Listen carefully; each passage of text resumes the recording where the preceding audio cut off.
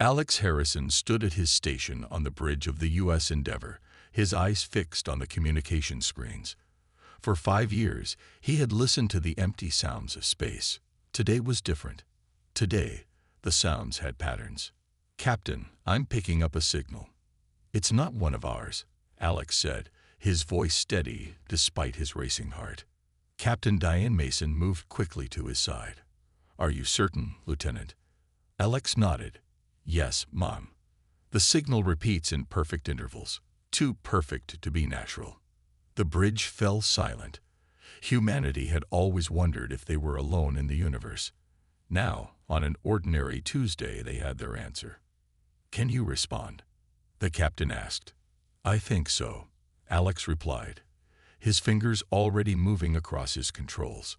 Within hours, the sky above Earth filled with a ship unlike anything humans had built.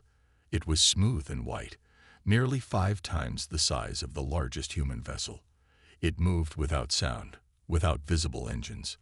"They're hailing us again, Captain," Alex reported. On the main screen, a face appeared. It had pale blue skin, large black eyes, and no visible nose. When it spoke, its thin lips barely moved, but everyone heard the words clearly in English. "We are the Zolaxians. We come in peace. We seek knowledge of your species." 2 days later, Alex found himself in a meeting with Earth's top officials.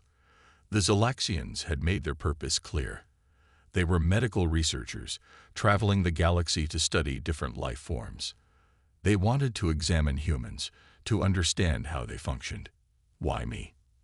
Alex asked when they told him he would be the first human to board the alien vessel. Admiral Peter Garcia looked at Alex's file. "You speak 6 languages, Lieutenant. You understand communication patterns better than most. Your health records show no major issues. You're the ideal candidate." Alex thought about declining. He could say no. But then he thought about what this meant for humanity. Possible medical advances, peaceful contact with an alien race, knowledge that could save countless lives.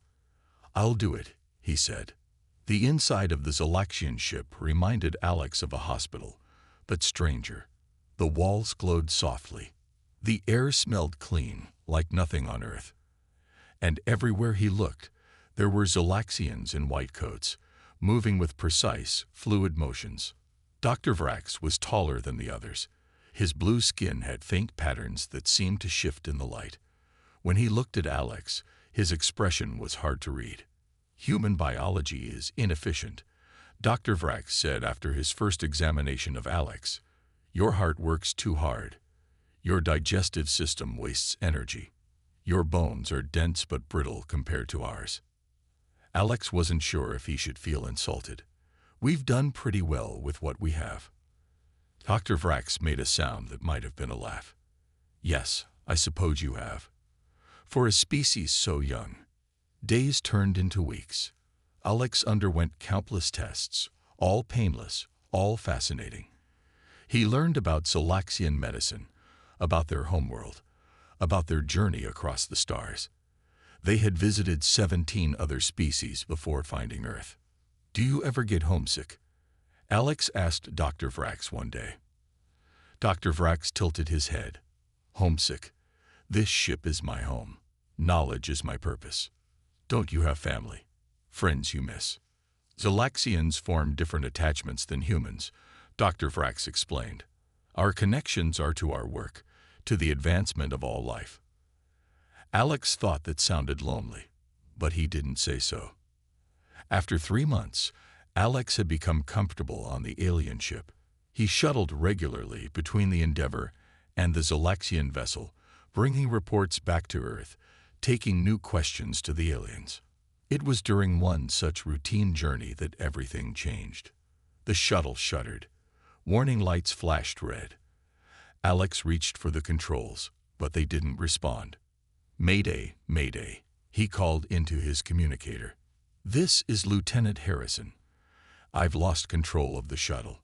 The last thing Alex saw before impact was the Earth, blue and peaceful below him.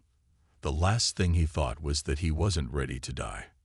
He didn't know then that his real story was just beginning. Pain was the first thing Alex felt when he woke up. Not the sharp kind that comes from a cut or a broken bone, but a deep, heavy pain that filled his entire body. He tried to open his eyes, but they felt glued shut. He heard voices around him. Not human voices. The smooth, almost musical sounds of Zolaxian speech. The human survived impact. Remarkable, said a voice Alex recognized as Dr. Vrax. But the internal damage is too severe. Multiple organ systems are failing. Another voice responded, higher pitched. Should we contact the Earth authorities? Prepare them? Yes, Dr. Vrax replied. His species will want to perform their death rituals. We should respect that. Alex wanted to speak, to tell them he could hear them, but his mouth wouldn't work. His body felt distant, like it belonged to someone else. A cool touch pressed against his neck. A scanner, probably. The Zolaxians loved their scanners. Blood pressure dropping. Brain activity irregular. By our models, he has hours at most, the second voice said. Alex felt anger push through the pain. Hours? He wasn't ready to die in hours. He had things to do. People to see.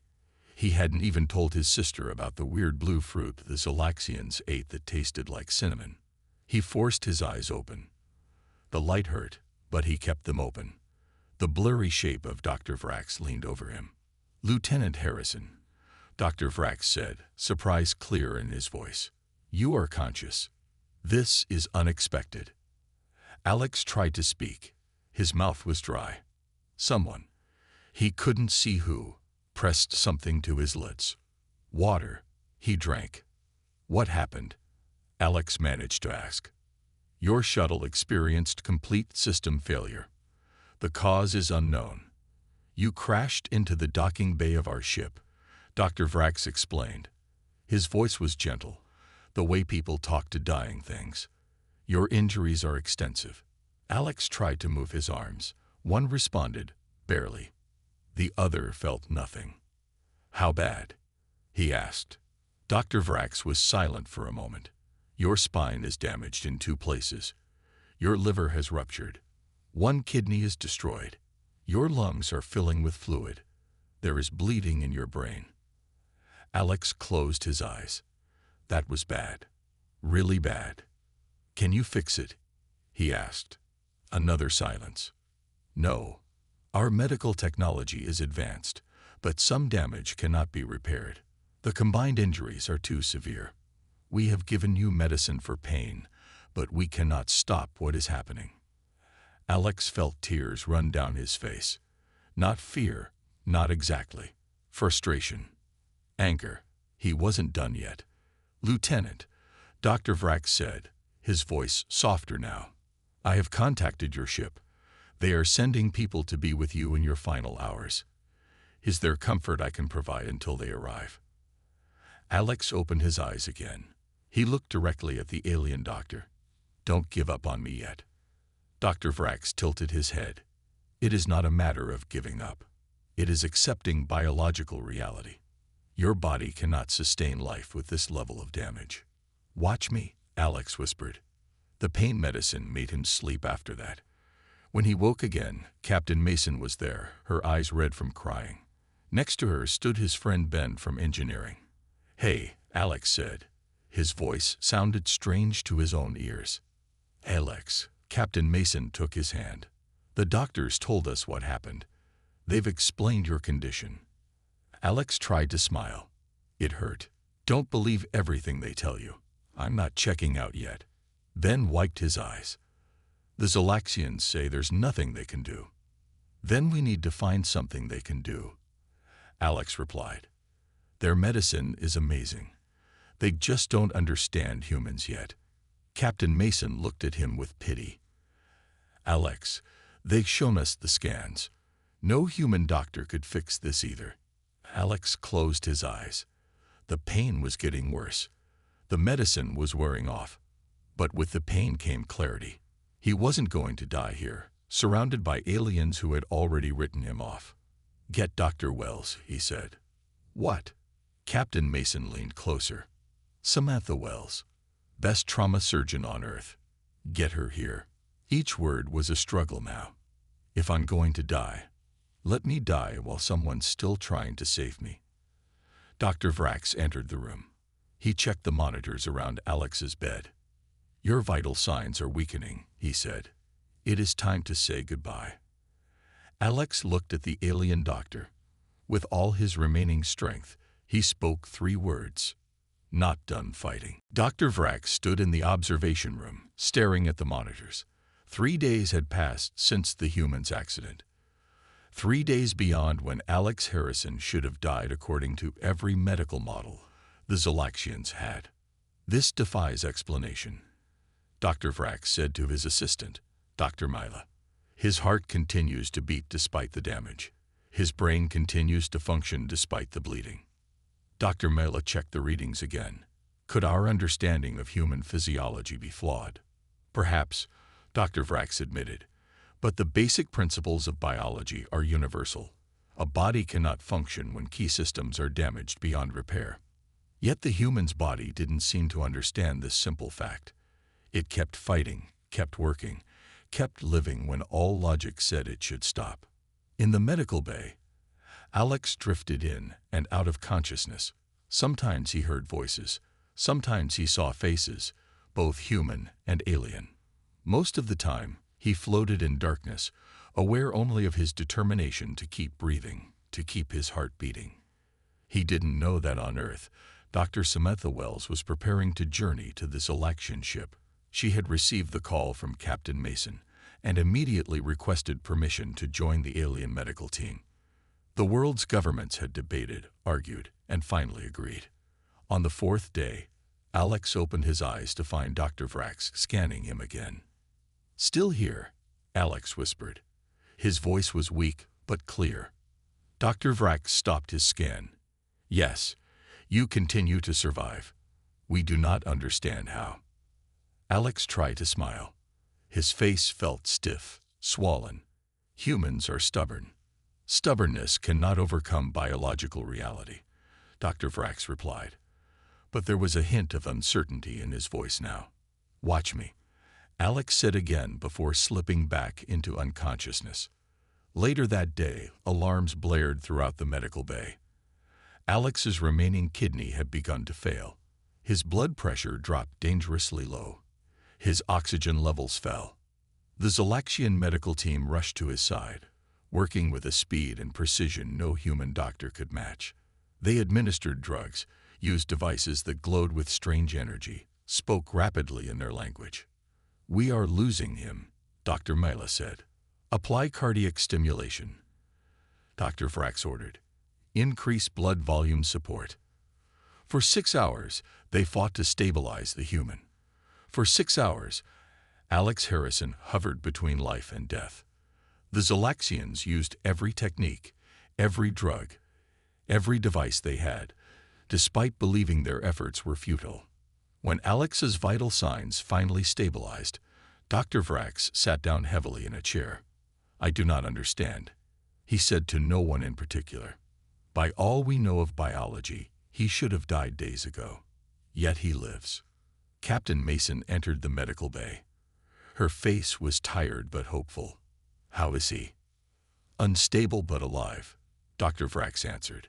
Your Lieutenant Harrison continues to defy our medical understanding. Dr. Wells will arrive tomorrow, Captain Mason said. She's bringing experimental treatments that might help. Dr. Vrax looked skeptical. If our technology cannot save him, I doubt human medicine can. Maybe it's not about better technology, Captain Mason suggested. Maybe it's about better understanding humans. That night, Dr. Vrax stayed by Alex's bedside, watching the monitors, adjusting treatments, and wondering about the nature of humans. In his 500 years of medical practice across 17 different species, he had never seen a body continue functioning with this level of damage. When morning came, Alex surprised everyone by regaining consciousness again. His eyes were clearer than before. He looked directly at Dr. Vrax. Any change in your prognosis, doctor? Alex asked, his voice barely audible. Dr. Vrax considered his answer carefully. You continue to survive when you should not. This suggests our understanding is incomplete. Or maybe, Alex said slowly, you've been looking at humans all wrong. You keep seeing what we can't do compared to Zolaxians. Maybe you should start seeing what we can do that you can't.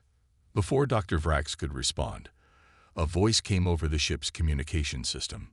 Zolaxian vessel, this is Earth Transport Shuttle requesting permission to dock.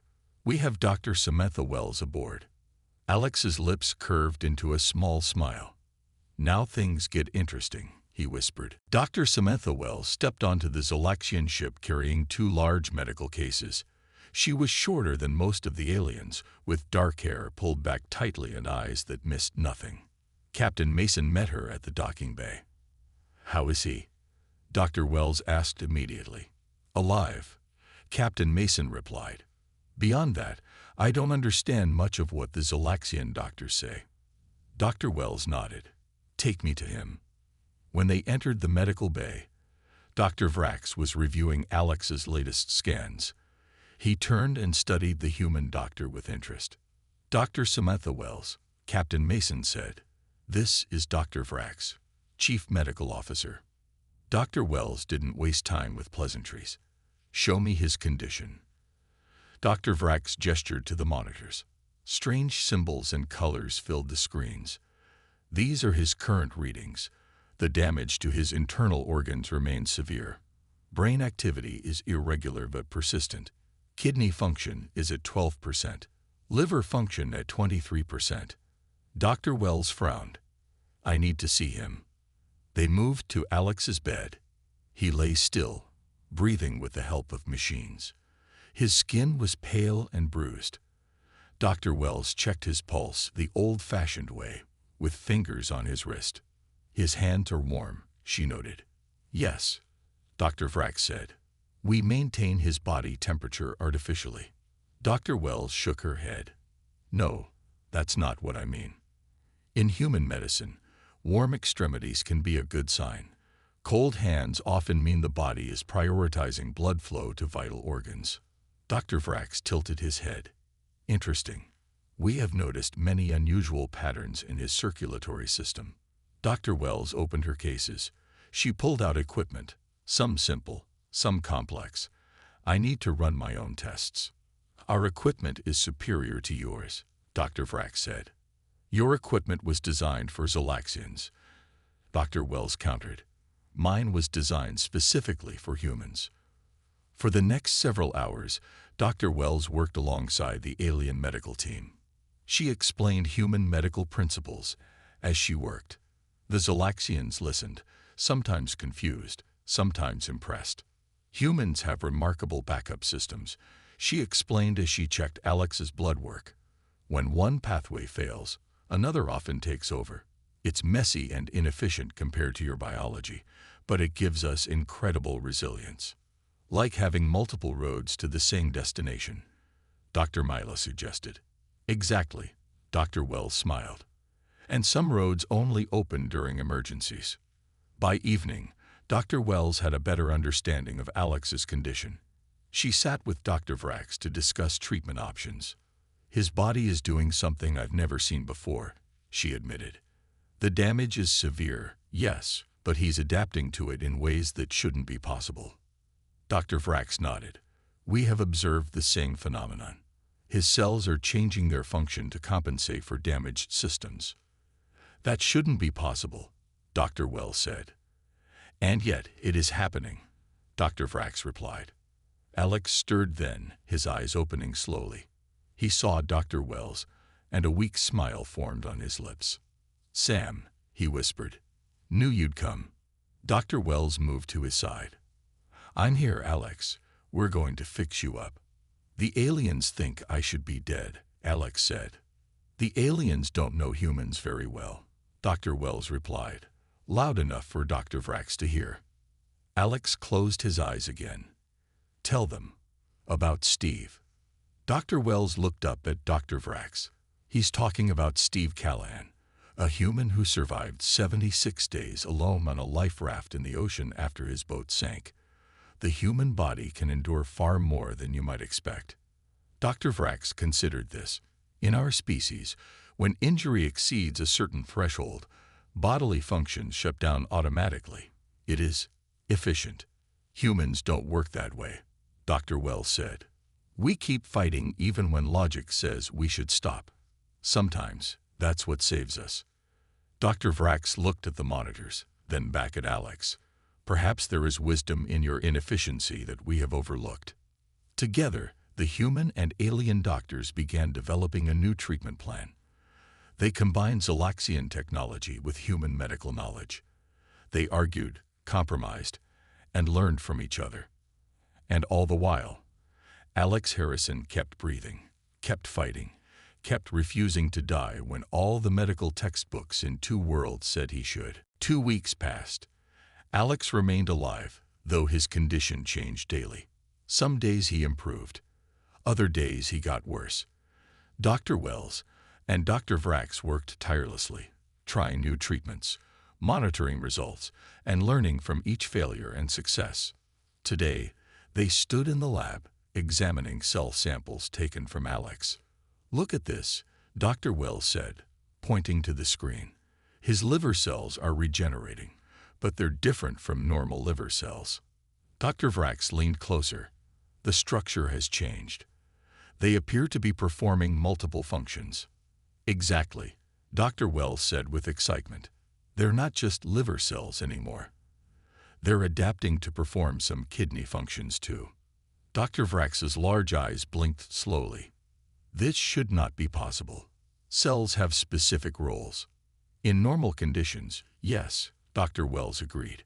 "But in extreme situations, human cells can sometimes change their function.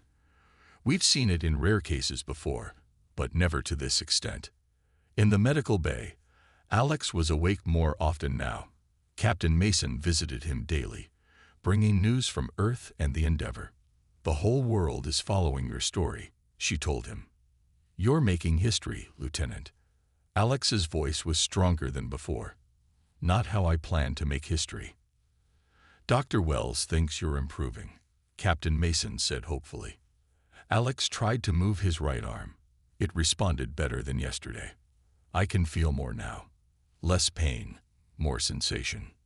On the other side of the medical bay, Dr. Mela approached Dr. Vrax. "The latest scan results are ready." They reviewed the images together. Dr. Vrax pointed to several areas. "The neural pathways are rerouting around the damaged sections. And here, look at the vascular growth. The body is creating new blood vessels." "It's remarkable," Dr. Mela said. "Is this common in humans?" "No," Dr. Wells said, joining them. "This level of adaptation is extraordinary even by human standards. But it shows what our bodies are capable of in extreme circumstances." Dr. Vrax turned to her. "In my 500 years of medical practice, I have never seen anything like this." Dr. Wells smiled. 500 years. You've been holding out on me, Doctor. No wonder you thought our lifespans were short." That evening, Dr. Vrax called a meeting with the entire medical team, both Zalaxian and human. They gathered around a large table in the conference room. "We have been approaching Lieutenant Harrison's treatment from the wrong perspective," Dr. Vrax began. "We have been trying to restore normal function to his damaged organs. Instead, we should be supporting his body's adaptive processes." He displayed a new treatment plan on the screen. It combined drugs that would stimulate cell regeneration with targeted energy therapy to support the forming of new neural pathways. "This is not about fixing what is broken," Dr. Vrax explained. "It is about helping the body find new ways to function." Dr. Wells studied the plan. This could work. It's not traditional medicine, but Alex isn't responding to traditional approaches anyway.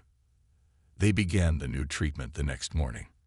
At first, there was little change, but by the third day, Alex's vital signs showed clear improvement. His remaining kidney function increased from 12% to 20%.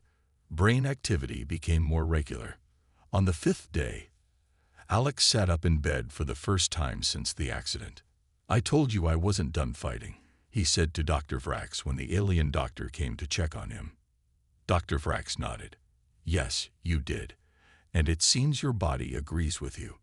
Later, Dr. Vrax and Dr. Wells reviewed the latest results together. I believe I understand now, Dr. Vrax said quietly. Zolaxians evolved to avoid suffering. When damage is too severe, our bodies shut down quickly. It is efficient and merciful. But humans evolved to survive at all costs. Dr. Wells finished for him. Even when survival means pain and struggle.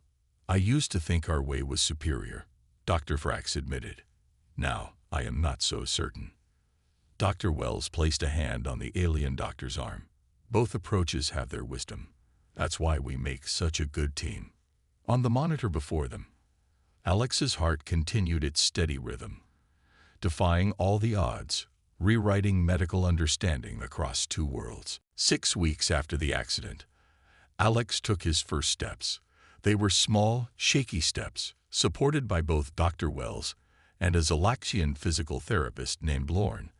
But they were steps that no one, except perhaps Alex himself, had believed would ever happen. Careful, Dr. Wells cautioned as Alex's legs trembled with the effort. I'm good, Alex insisted, sweat beading on his forehead. Just need to keep moving. Dr. Vrax watched from across the room, recording every detail. The improvement in Alex's condition over the past 2 weeks had been dramatic. His kidney function was now at 45%. His liver function had reached 60%. The neural pathways in his spine, once thought permanently severed, had formed new connections. Amazing, Dr. Mila said, standing beside Dr. Vrax. 6 weeks ago, we were preparing for his death. 6 weeks ago, we did not understand what we were seeing, Dr. Vrax replied. We saw only damage. We did not see potential. After completing a short walk around the room, Alex was helped back to his bed. He was tired but smiling. Tomorrow, I'll go even farther, he said. Dr. Wells checked his vital signs. Don't push too hard, Alex. Your body is still healing.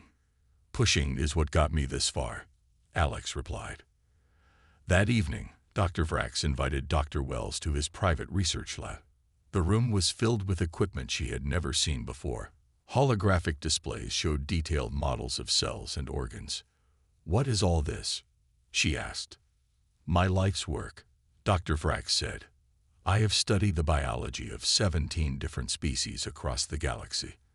I have been searching for common principles, universal truths about life. He activated a display that showed Alex's cellular structure from the day of the accident, then played a time-lapse of the changes over the past 6 weeks. What Lieutenant Harrison's body has done should not be possible according to our understanding of biology, Dr. Vrax said. And yet it has happened. His cells have not only regenerated, they have reconfigured themselves to serve new functions. Dr. Wells watched the display with fascination. On Earth, we have simple organisms that can regenerate limbs or adapt to extreme environments. But humans aren't supposed to have these abilities, at least not to this extent. Perhaps the potential was always there, Dr. Vrax suggested. Dormant, waiting for the right circumstances. He showed her another display, this one comparing Zolaxian and human cells. Our cells are more efficient, more specialized. Yours are more adaptable, more resilient, he explained. We evolved for different priorities. The next morning, Alex woke feeling stronger than he had since the accident. When Dr. Vrax came to check on him, he found Alex sitting up in bed, reading reports from the Endeavor. Your vital signs are remarkably stable today, Dr. Vrax noted after scanning him. I feel better, Alex said. Like I've turned a corner. Dr. Vrax nodded. I believe you have. The critical period has passed. Alex looked up from his reports. Are you saying I'm going to live, Doctor? Yes, Dr. Vrax said simply. You will live. Your body will never be exactly as it was before. But it has found new ways to function. Alex smiled. I told you not to give up on me. You did, Dr. Vrax agreed. And in doing so, you have taught me something important. What's that?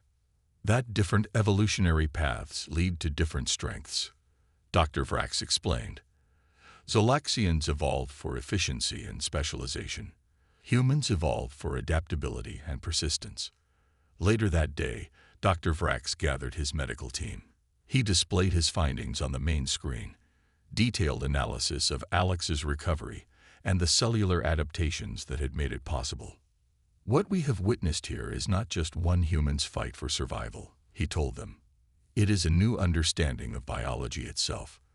Life finds ways to continue, even when all seems lost.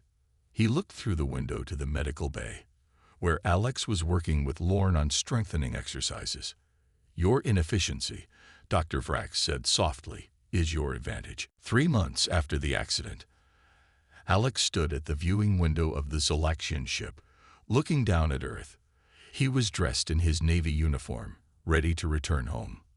His body was different now. Scars ran across his skin, and he walked with a slight limp. But he was alive. It's beautiful from up here, he said as Dr. Vrax joined him at the window. Yes, Dr. Vrax agreed. I have seen many worlds, but yours has a particular beauty to it. They stood in silence for a moment, watching the blue planet turn slowly below them. The medical team is ready to transport you back to the Endeavor, Dr. Vrax said finally. Captain Mason is waiting. Alex nodded. I know.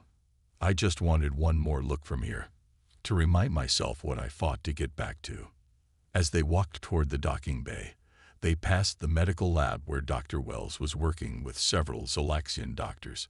She looked up and smiled. Ready for the big return? She asked. As ready as I'll ever be, Alex replied. What about you? Are you coming back too? Dr. Wells shook her head. Not yet.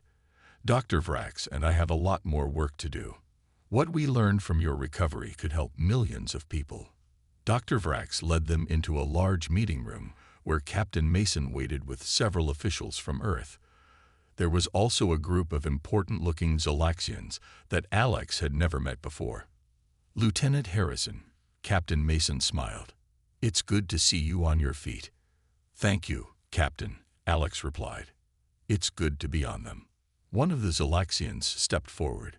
He wore elaborate robes that marked him as someone of high rank. I am Council Leader Traz, he said.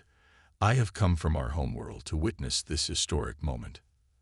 Alex stood straighter, ignoring the twinge of pain in his back. What historic moment? Council Leader Traz gestured to Dr. Vrax. Dr. Vrax's research based on your recovery has changed our understanding of biology. Today, we formalize a new partnership between our peoples, a medical exchange program. An Earth official stepped forward. Representatives from both our medical communities will train together, sharing knowledge and techniques. Dr. Wells will lead the human team. Alex looked at Dr. Wells with surprise. She smiled.